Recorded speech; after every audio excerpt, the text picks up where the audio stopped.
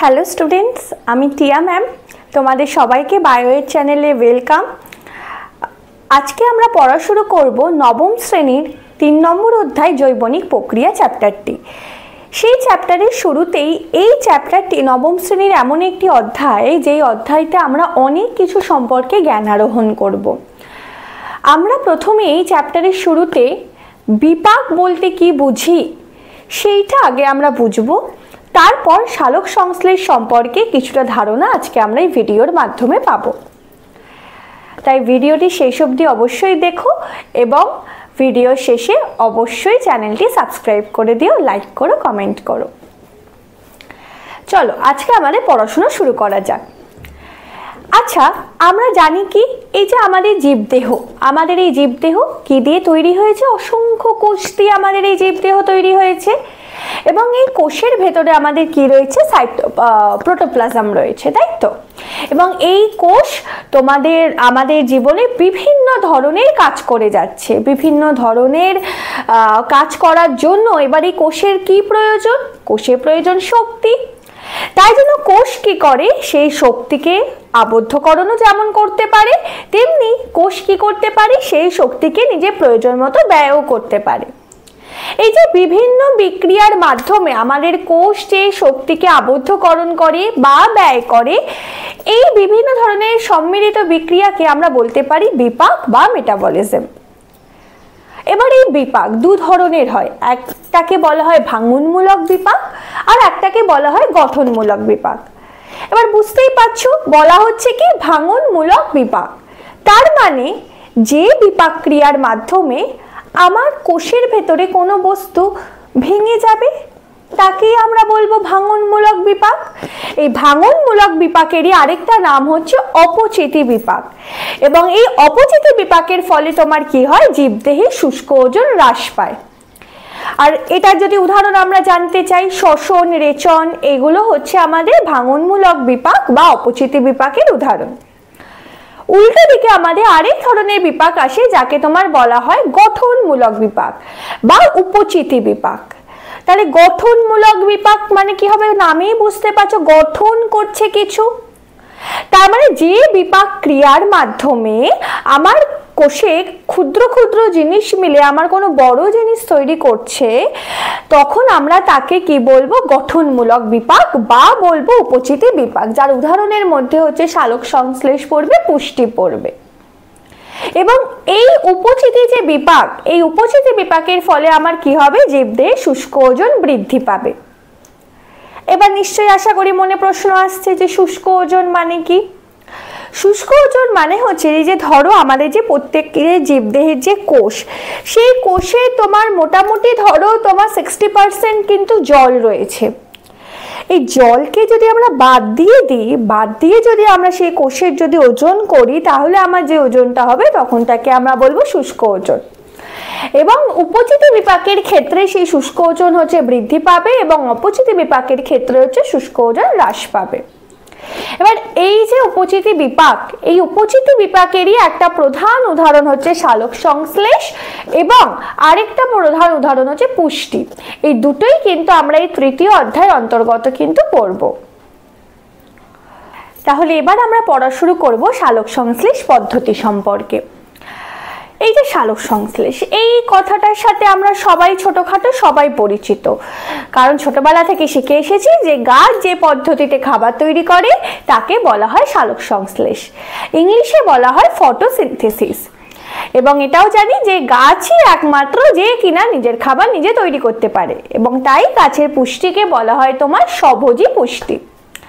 আর একটা কথা আমরা ছোটবেলা থেকে সবাই জেনেছি যে ধরো এই যে গাছ খাবার তৈরি করার জন্য কি কি উপাদান নেয় বা কি কি কাঁচামাল ব্যবহার করে, পরিবেশ থেকে শুনেছি কার্বন ডাই অক্সাইড, সূর্যালোক আর জল, এই নিয়ে গাছ নাকি গাছের রান্নাবান্না করে সে তার খাবার মানে তার সেই গ্লুকোজ বা সুগার তৈরি করে এবং আবার তার রিটার্নে নাকি পরিবেশে আবার অক্সিজেনও নাকি ত্যাগ করে। এই সমস্ত হালকা ফুলকা গল্প আমরা পড়েছি, ছোটবেলা থেকেই পড়ে আসছি, ঠিক আছে, যে গাছ কোন গ্যাস ত্যাগ করে কোন গ্যাস গ্রহণ করে এই সমস্ত ধারণা রয়েছে।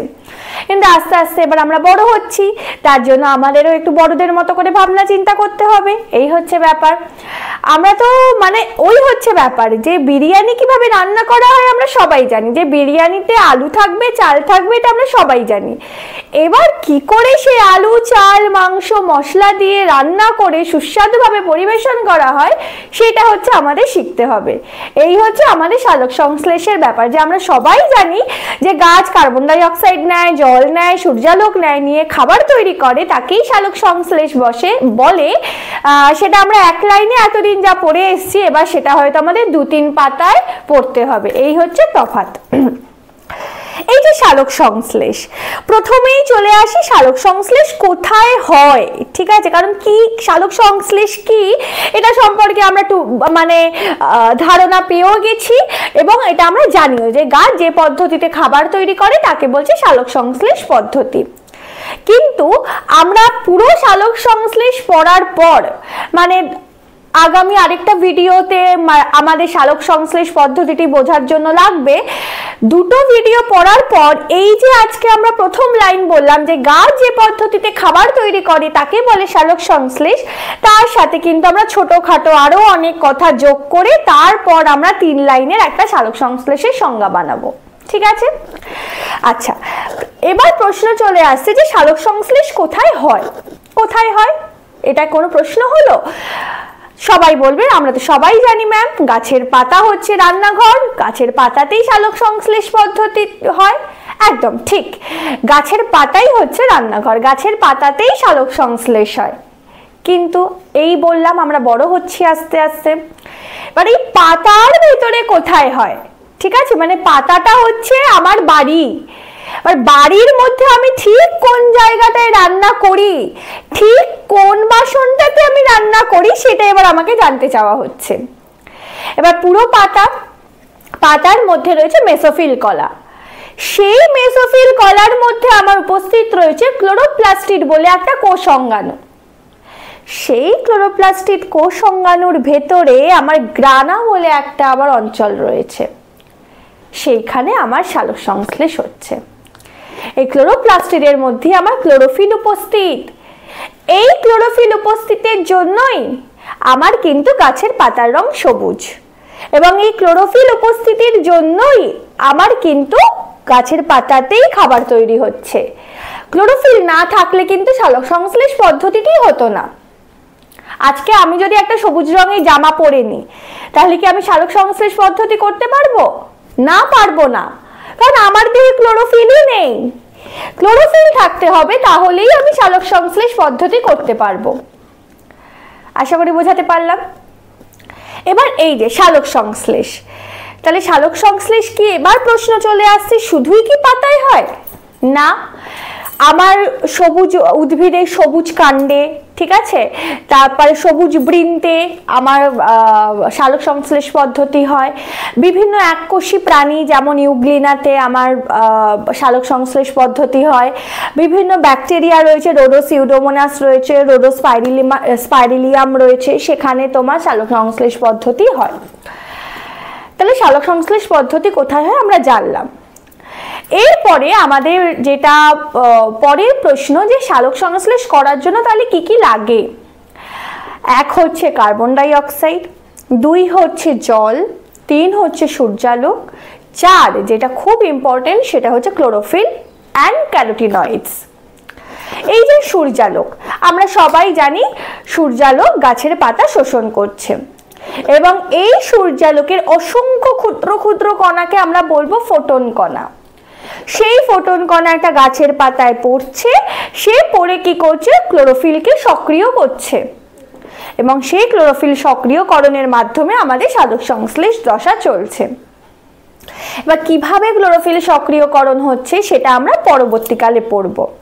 আজকে শুধু আমরা ধারণা নেব যে সালোক সংশ্লেষ কি, কোথায় হয় আর কি কি দরকার। তারপর চলে আসি আমরা জল। জল কি, গাছ অবশ্যই মূলরোমের মাধ্যমে আমার জল শোষণ করছে।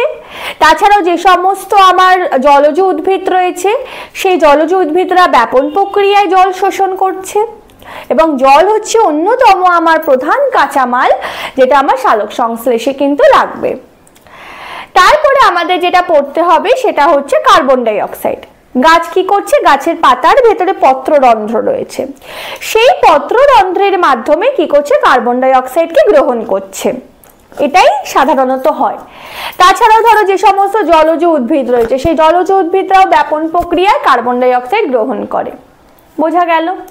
এবং কার্বন ডাই অক্সাইডও কিন্তু আমার খুব প্রয়োজনীয় উপাদান সালোক সংশ্লেষের জন্য, কারণ যত পরিমাণ কার্বন ডাই অক্সাইড একটা গাছ গ্রহণ করে ঠিক তত পরিমাণ অক্সিজেনই কিন্তু আমাদের পরবর্তীকালে ফেরত দেয়, সেটা আমরা পড়ব। আচ্ছা, তারপর আমরা চলে আসি ক্লোরোফিল। ক্লোরোফিল ক্লোরোফিল থাকার জন্যই কি গাছের পাতার রং নাকি সবুজ। এই ক্লোরোফিল 5 রকমের হয়, chlorophyll A, B, C, D, E। এই 5 ধরনের ক্লোরোফিলের মধ্যে আবার 2 ধরনের ক্লোরোফিল, ক্লোরোফিল A আর ক্লোরোফিল B হচ্ছে তোমার সবথেকে প্রধান, ঠিক আছে? এবার এই ক্লোরোফিলের মধ্যে যদি আমি প্রধান উপাদান খুঁজতে যাই তাহলে সেগুলো হবে কার্বন, হাইড্রোজেন, অক্সিজেন, নাইট্রোজেন আর ম্যাগনেসিয়াম। এইগুলোর মধ্যে আমার যদি যে কোনো একটা মৌলের যদি অভাব হয় তাহলেই আমার গাছের পাতার রং হলুদ হতে থাকে। সেটা আমরা সবাই কম বেশি দেখেছি যে গাছের পাতার রং হলুদ হয়ে যাচ্ছে, সেটাকে আমরা বলবো ক্লোরোসিস হচ্ছে।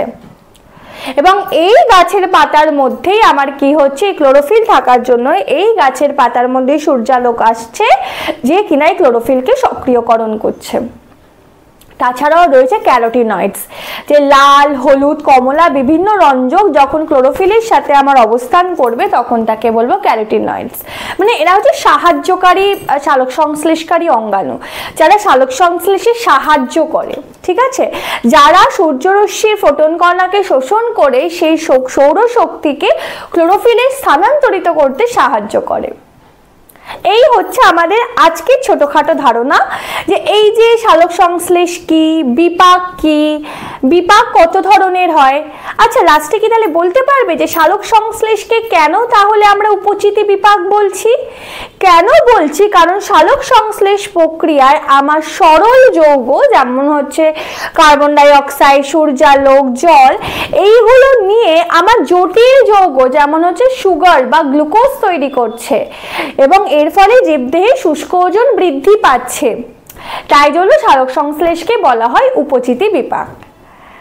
তাহলে আজকের পড়া এইটুকুনি, যে সালোক সংশ্লেষের ধারণা, সালোক সংশ্লেষ বলতে আমরা কি বুঝি, কোথায় হয়, কিরকম ভাবে তোমার কি কি প্রয়োজনীয় কাঁচামাল রয়েছে সালোক সংশ্লেষের জন্য। আমরা পরবর্তী ভিডিওতে আমরা সালোক সংশ্লেষের যে 2টি দশা রয়েছে, আলোক দশা এবং অন্ধকার দশা, মানে সালোক সংশ্লেষ হয় কিভাবে সেইটা আমরা পরের ভিডিওতে পড়ব। আশা করি ভিডিওটা ভালো লাগলো। অবশ্যই চ্যানেলটি সাবস্ক্রাইব করো, আর অন্য কিছু জানার হলে অবশ্যই কিন্তু কমেন্টে লিখো। টাটা।